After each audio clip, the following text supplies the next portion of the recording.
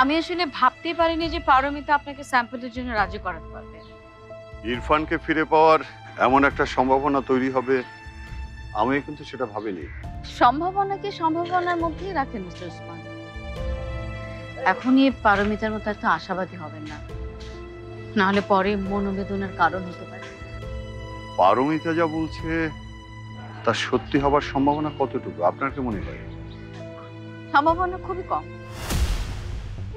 আমি তো মাহতাব স্যারকে চিনি, আমার ধারণা মাহতাব স্যারের এটা একটা ট্রিক্স। কিন্তু এমনও তো হতে পারে যে মাহতাব ইরফানকে মারেনি, আটকে রেখেছে। কিছু মনে করবেন না, মাহতাবকে আমি চিনি তো, আমার ট্রেনের চিনি। ক্লু রেখে কোনো কাজ কখনই সে করবে না। আর রনি ইমন যারা ওই দিন ইরফানকে কিডন্যাপ করেছিল তারা তো এখন বেঁচে নেই, তাই সত্যিটা কোনোভাবেই আসলে জানা যাচ্ছে না। তাহলে পারমিতাকে মাহতাব কেন এই কথা বলেছে আপনার কি মনে হয়? ওই যে বললাম ট্রিক্স। মাহতাব পারমিতার সামনে একটা টোপ ফেলেছে। মাহতাবের সাথে কাজ করতে গিয়ে আপনি কি এটা বুঝতে পেরেছিলেন যে উনি কখনো আপনার সাথেও বিশ্বাসঘাতকতা করবে?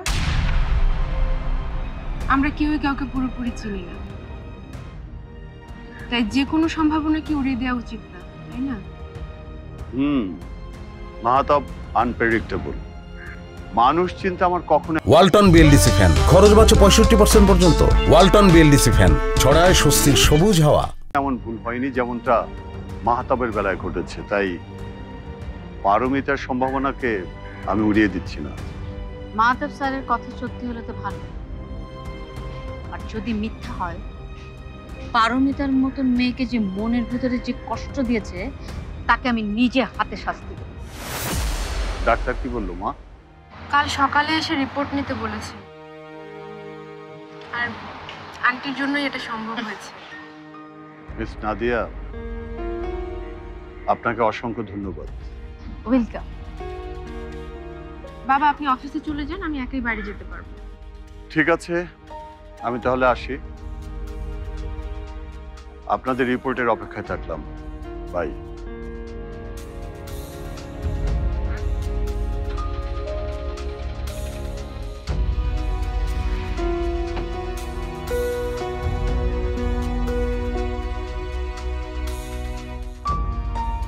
আমি এখনো বুঝতে পারছি না তুমি কাজটা ঠিক করছো কিনা। ওসমান খানকে দেখলে মনে হচ্ছে যে সে মনে অনেক বড় আশা নিয়ে বসে আছে। বাবা তার সন্তানদের এত ভালোবাসেন আমি এটা আগে বুঝিনি। সবসময় নিজেকে একটা শক্ত খোলসের মধ্যে উনি লুকিয়ে রাখেন। সেটাই তো ভয়, ওই খোলস একবার ভেঙে গেলে। সত্যি বুঝতে পারছি না তুমি এটা ঠিক করলে না ভুল করলে। ঠিক ভুলের কথা বলছেন? আফসোস করার মতো একটা সুযোগ আমি হাতছাড়া করতে চাই না, কিন্তু এই মুহূর্তে আমার সব থেকে বেশি দুশ্চিন্তা হচ্ছে শাহেনশা ভাইকে নিয়ে।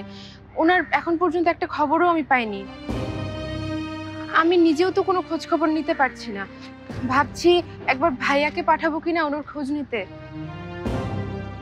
বাবার শরীরও যে কেমন আছে কে জানে। আবার ওদিকে আমি না গেলে মায়েরও খাওয়া হবে না।